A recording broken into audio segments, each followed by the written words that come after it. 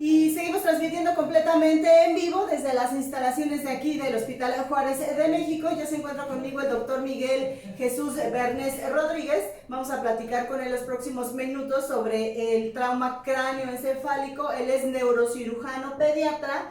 Y el trauma cráneoencefálico no solamente nos puede ocurrir a los adultos, sino también a los pequeños. Y es una condición seria, grave de salud, y hay que poner especial atención.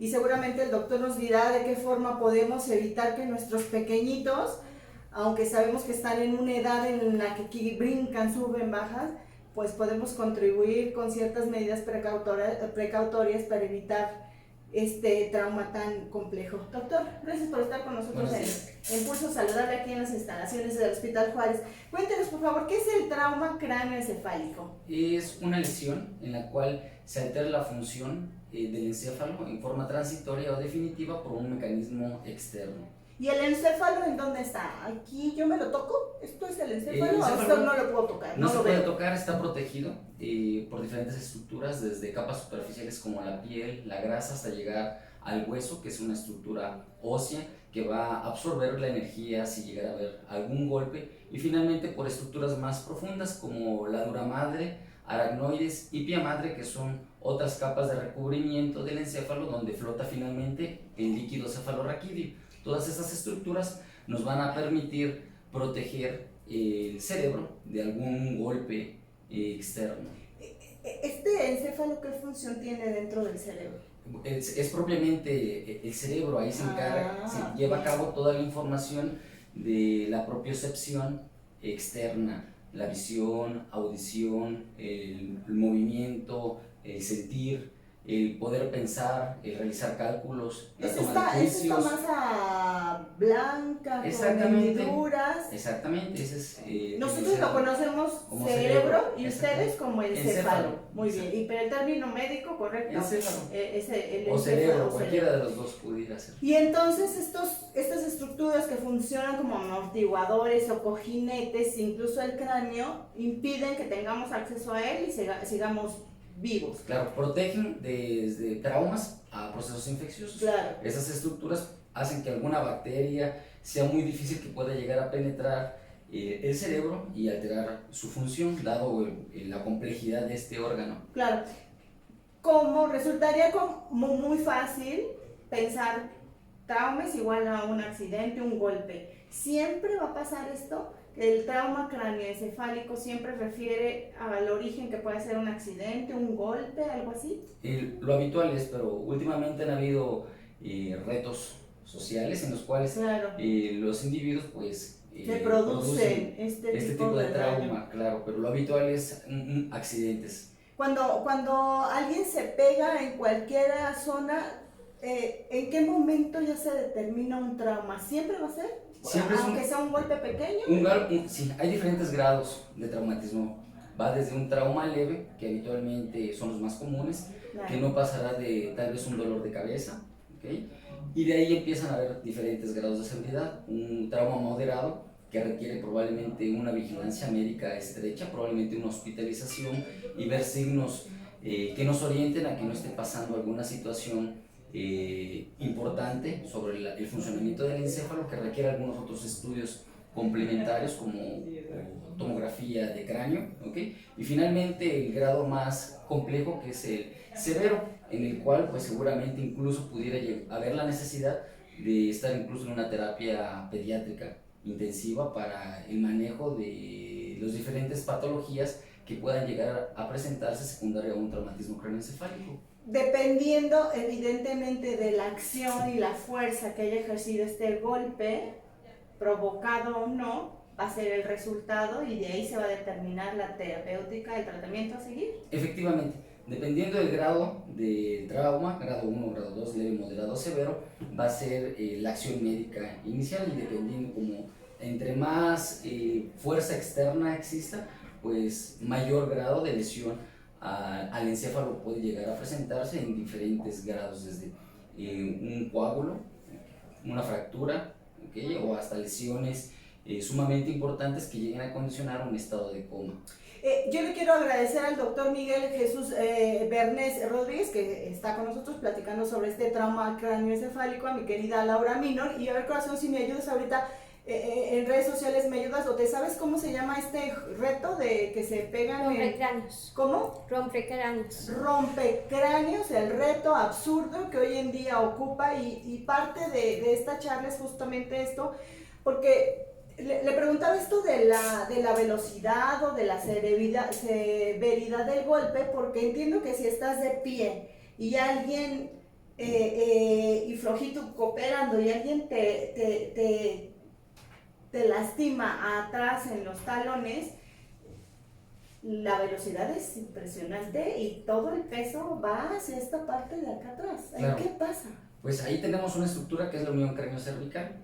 Habitualmente está diseñada para soportar ciertos movimientos de flexión, pero movimientos en forma brusca que pueden hacer que esta alteración de los músculos de la unión cráneo-cervical finalmente puedan llegar a presentar alguna lesión, e incluso no solamente una lesión del cerebro, sino una lesión medular. Aparte hay que ver el mecanismo de la caída. En algunos casos lo habitual es que si hay algún accidente, las manos hacemos en forma refleja tratándonos de proteger, pero en este caso todo el impacto puede ir a la región lumbar, a la región glútea, recibir el impacto, y esa caída pues puede llegar a producir lesiones no solamente del cerebro, sino también de la médula, que es prácticamente la continuación del cerebro a la región lumbar, sacra, torácica, cervical, que pueda conllevar incluso otro tipo de problemas neurológicos, como sea una sección medular, que eso quiere decir que hay una interrupción de la continuidad de las estructuras del cerebro hacia la columna que alteren su función. ¿Y qué tipo de función? Pues la movilidad,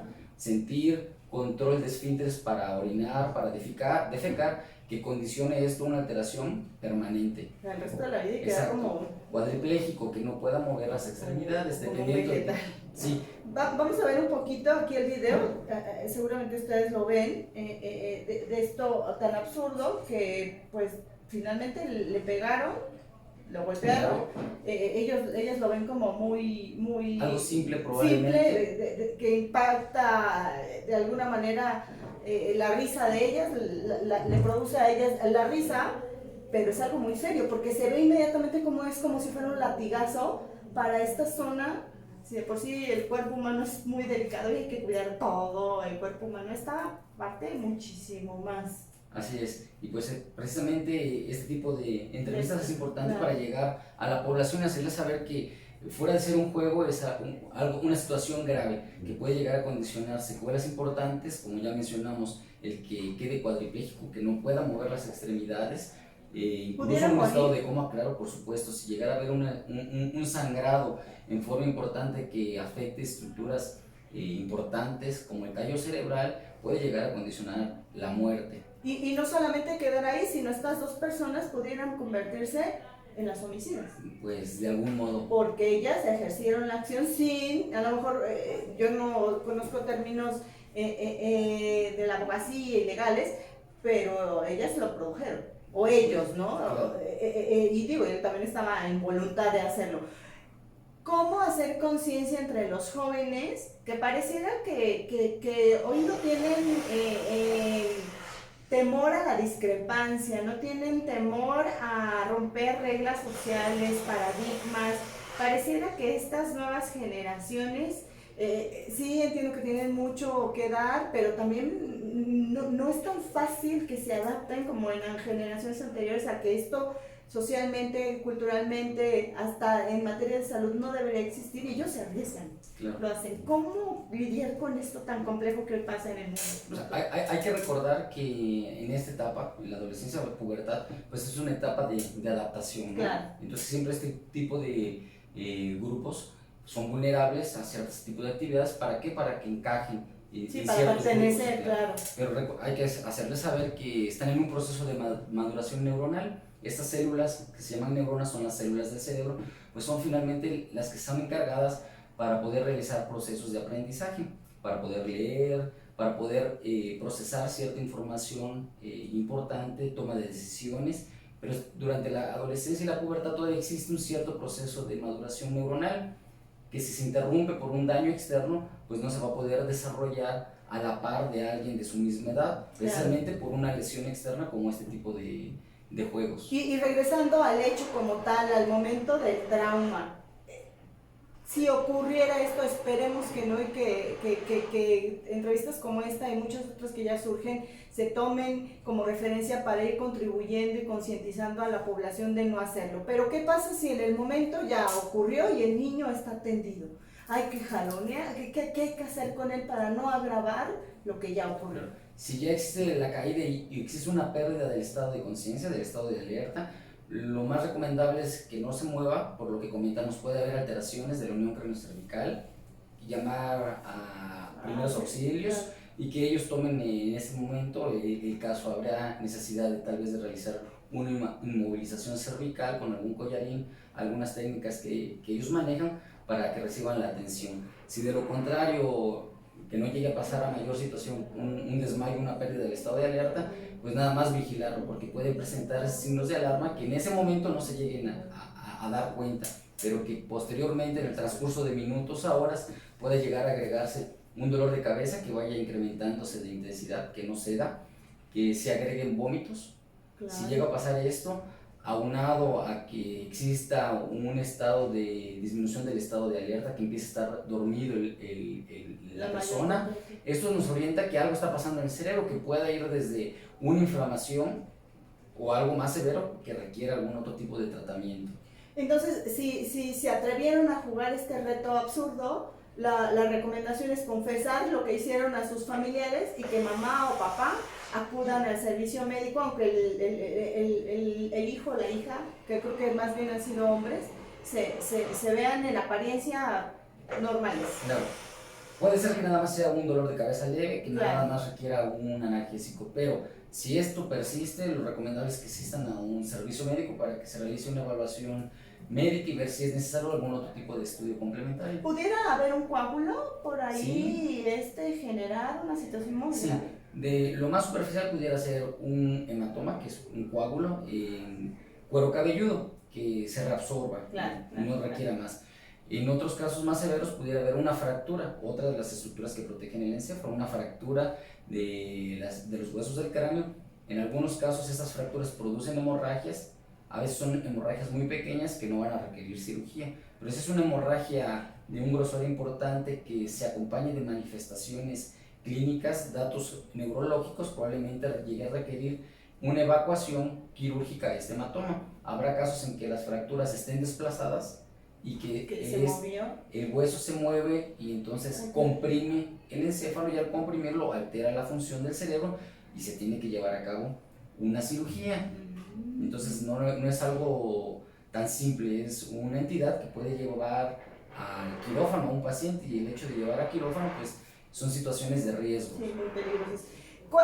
¿Cuáles son las situaciones más comunes por las que un adolescente, un niño, una niña sufren de un trauma cráneoencefálico, doctor Miguel? Lo más común son accidentes, caídas, lo más habitual. Caídas donde más tiempo están los adolescentes, la escuela, el hogar, en la vía pública. Los parques, yo recuerdo una caída que tuve.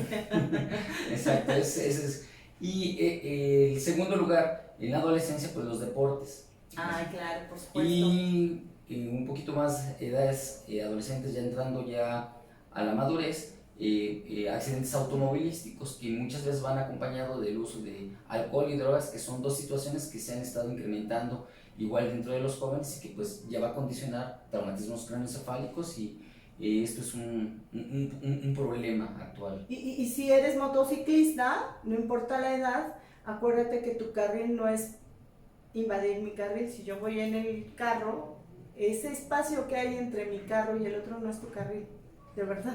Tómalo en cuenta, porque yo puedo virar, pues justamente está ese espacio para que yo tenga opción de movilizarme, y entonces van, vienen, se meten, salen, y a veces la persona que va atrás no lleva casa.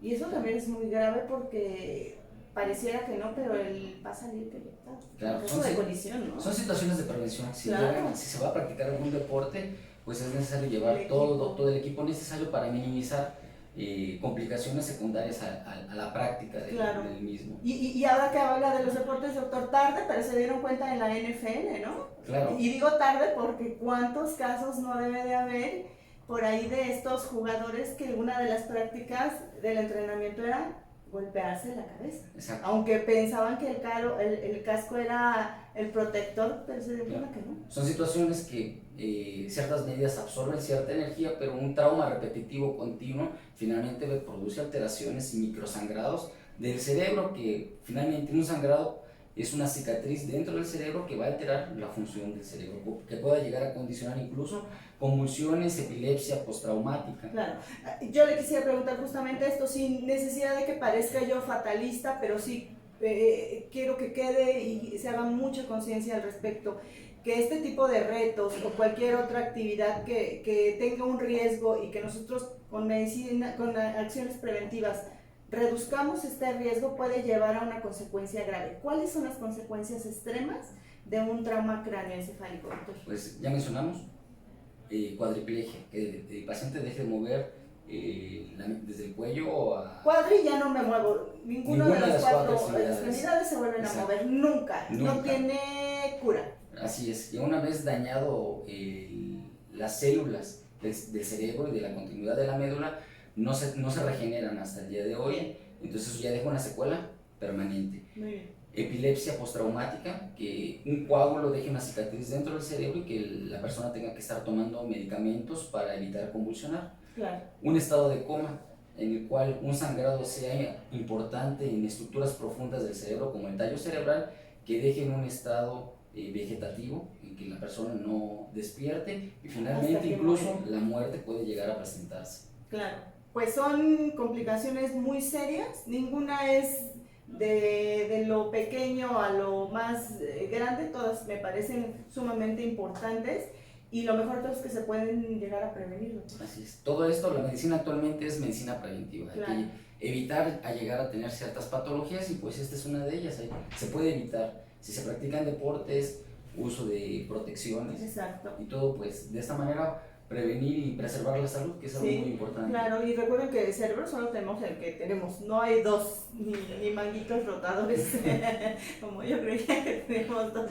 Doctor, ¿algo más que considere de importancia mencionar de este tema? Pues la prevención y los papás, hay que estar alerta a los padres, los maestros en las escuelas, y de esta manera tratar de minimizar, orientar a los jóvenes de evitar este tipo de prácticas, pero prácticamente los padres, la escuela, de manera conjunta estar pendiente de los adolescentes. Un dato más, si llega a ocurrir un trauma en casa, un accidente, ¿qué tenemos que hacer? De inmediato llamar al 911, mover al niño, no moverlo, ¿qué hacer? Si existe pérdida del estado de alerta, que esté desmayado, llamar al 911. Si de lo contrario no ha perdido el estado de alerta, hay que vigilarlo. Si empieza a haber dolor de cabeza, vómitos, que disminuye el estado de alerta, llevarlo lo antes posible a un servicio de urgencias. Porque cuando nos golpeamos la cabeza, yo era muy joven, muy niña, iba a estos puentes colgantes y pues no vi que no había esta tablita y para abajo me golpeo y todo se te mueve horrible, lo tengo muy presente porque me dolió. Pero después mi mamá no me dejaba dormir y yo con mi bolillo, ¿no?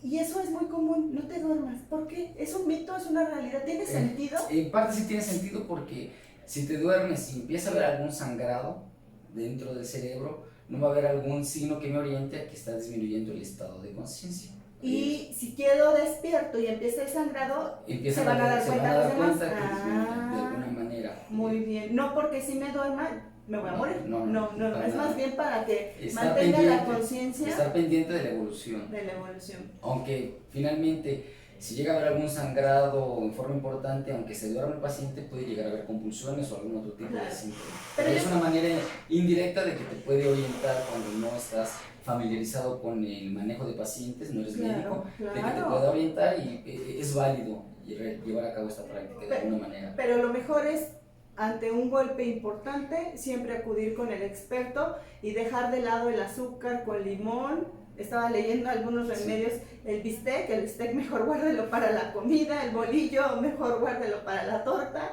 y mejor busque la ayuda del profesional, porque en este tipo de circunstancias me parece que es como en el corazón, el tiempo es vida, ¿no? Así es. Entre más tiempo pase, sufre el encéfalo, la disminución del oxígeno, el sangrado, la función, y esto va en relación a la muerte de estas neuronas, de las células cerebrales, que ya no van a recuperar su función y van a dejar una secuela permanente. Y se mueren y no se regeneran. Y no se regeneran, y al morirse pierden la función. ¿Qué tipo de función? Pues dependiendo qué tipo de neurona, que puede ser de la visión, para ver, para movernos, para sentir. ¿Okay? Protejan su cerebro y sobre todo su salud. Gracias, doctor. Gracias. Que sea la primera de muchas, porque cuestiones neurológicas de neurocirugía que llevan a una cirugía hay muchísimas. Así es, ¿no? tumores, múltiples patologías. Hay que platicar con usted de nueva cuenta. Encantado. Gracias, doctor. Hay la voz en esta mañana del doctor Miguel Jesús Bernés Rodríguez, que él es neurólogo pediatra, neurocirujano pediatra de aquí del Hospital Juárez de México, con quien platicamos estos minutos sobre el trauma cráneoencefálico. ¿Cómo se llama el reto, corazón? Rompecráneos. Rompecráneos. Digan no a este reto, y yo creo que una forma de no incitar a la juventud es no compartiendo. Mejor las cosas negativas no las compartamos para que otro no genere por ahí algún tipo de sensación o de ideas. Lo malo no lo compartamos nunca. Adiós. Gracias. Gracias, mi querida Lau. Te quiero. Adiós. Buen día a todos. Adiós.